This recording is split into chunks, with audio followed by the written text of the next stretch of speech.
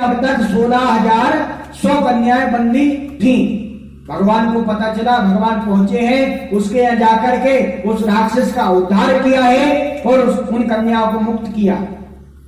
कहा कि देवियों जाओ, अब तुम मुक्त हो, अपने अपने घर जा सकती हो।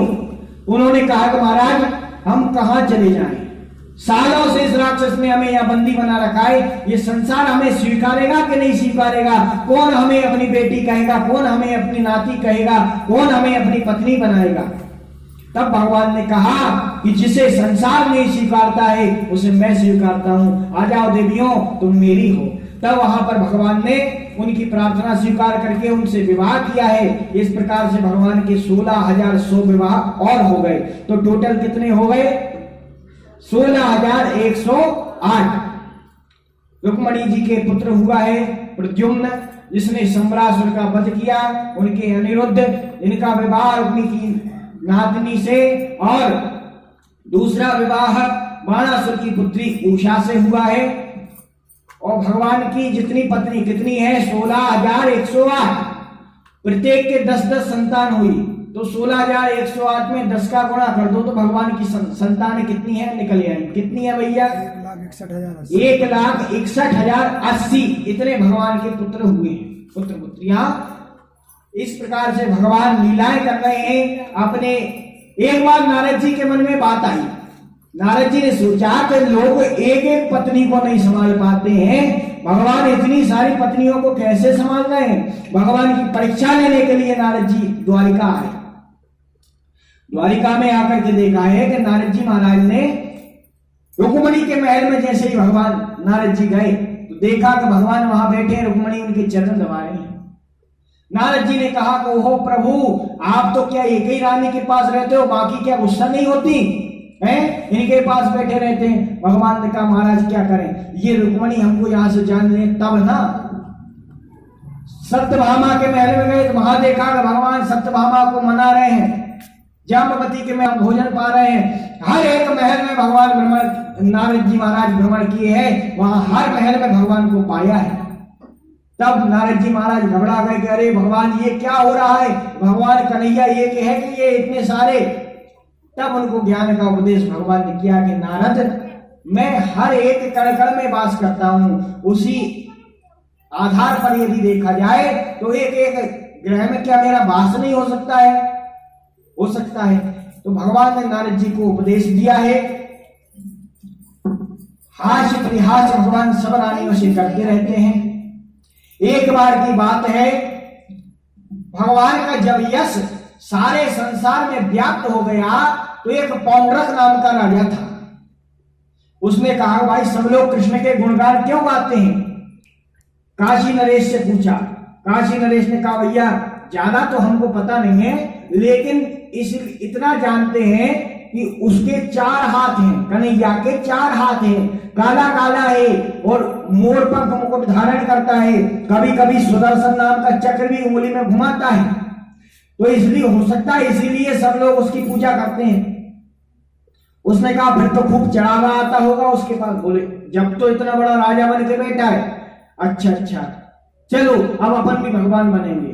तो देखो भगवान बनने वालों की कमी नहीं है। लोगों भगवान बनने में देर नहीं करते, थोड़ा सा कुछ भी उनको प्राप्त हो गया तो बस अपने आप को भगवान कहलाने लगते हैं, लोगों से सेवा करवाने लगते हैं। इसमें कलयुग में तो हर साल 8-10 नए भगवान मिले ही जाएंगे। अब ना जाने कहां से। देखिए भगवान हमेशा उनको मानो जिनका वेद पुराणों में नाम आया हो, जिनका वेद पुराणों में वर्णन आया हो। अब कलयुग में एक और नए भगवान प्रकट हो गए, साईं बाबा। बताओ ये कहां से भगवान हो? कौन से वेद में, कौन से पुराण में इनका अवतार लिखा है? एक मुस्लिम के घर में जन्म हुआ है, पीर हो सकते हैं लेकिन देवता नहीं हो सकते। कहां लिखा है? कौन से वेद में लिखा है? कौन से पुराण में लिखा है? पंडित लोग जाकर के आजकल प्रतिष्ठा कराते हैं, प्राण प्रतिष्ठा, मंदिर बनवाते हैं। ऐसा नहीं होना चाहिए। एक आदमी साधु हो सकता है, भगवान नहीं हो सकता है। इधर पौंड्रक ने कहा कि भैया काशी नरेश, मैं 2 हाथ तो मेरे हैं, 2 हाथ और तैयार कर लूंगा, भभूति रमा लूंगा, सो काला हो जाऊंगा। एक बढ़िया पीतल का सुदर्शन बनवा लेंगे, सो बटन दबाओ चालू, बटन दबाओ बंद। लोगों से तुम जाके कहना भगवान प्रकट हुए हैं। अब इधर जो है महाराज इसने तैयारी कर ली। अब इधर काशी नरेश पौंड्रक ने सब लोगों से कहा भैया आज मेरे सपने में भगवान ने दर्शन दिए हैं और कहा है कि मैं भक्तों की मनोकामना के लिए पौंड्रक के रूप में आया हूं और मेरे 4 हाथ भी हो जाते हैं, मेरे सुदर्शन भी ढूंढता है। इस प्रकार जनता में बात फैला दी। जनता भी जनता होती है, जनता भी आने लगी, जयकारे लगने लगे, बोले पौंड्रक भगवान की। देखो यहाँ भी पौंड्रक की जय बोलने वालों की कमी नहीं है। जनता है, समझ भी नहीं रहे कि कौन की जय बोल रहा है कौन की नहीं। अभी भगवान बालकृष्ण की जय बोलते हैं तो कहे कहे बुलवाते हैं और पौंड्रक की जय में कितनी आवाज आई थी। तो पौंड्रक जो है उसके पास जनता आने लगी, खूब चढ़ावा चढ़े। तो पुजारी बन के बैठा काशी नरेश, बढ़िया आधा आधा दोनों बांट लिया करते हैं। अब काशी नरेश ने कहा भैया कि आधी से ज्यादा जनता तो अपने पक्ष में आ गई, लेकिन कुछ जनता अभी भी कृष्ण को मानती है। तो मैंने ऐसे सुना है कि कृष्ण जो है भगोड़ा है। भगोड़ा माने भाग जाता है लड़ाई के डर से। जरासंध ने भगा दिया था उसे, रण छोड़ के भाग गया था। तो तुम एक काम करो, युद्ध की चुनौती उसे दे दो और जब वो युद्ध करने के लिए तुम कहोगे तो वो हो सकता है डर के भाग जाए, तो उधर की जनता भी अपने पक्ष में आ जाएगी। उसने कहा हाँ हाँ चलो चलो। पत्र लिख दिया, हे कन्हैया तुम यदि अपने आप को भगवान मानते हो तो ये भ्रम दूर कर दो, क्योंकि संसार का भगवान मैं हूं और मैं जो कहूंगा वो होगा।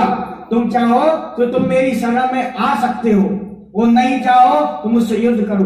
भगवान के पास पत्र पहुंचा। भगवान ने कहा भैया चलो अब इनकी शरण में ही चल देते हैं। भगवान ने अपनी सेना सजा करके और पौंड्रक की ओर गमन किया। तब पौंड्रक घबरा गए, अरे भगवान, अरे काशी नरेश तुमने ये क्या किया? अरे वो अपने एरिया में घुसता, अपन अपने एरिया में घुसते, अब लोग भुगतो वो आ रहा है सेना लेके, अपन क्या करेंगे? भगवान ने पौंड्रक का उद्धार किया है। बोलिए वासुदेव भगवान की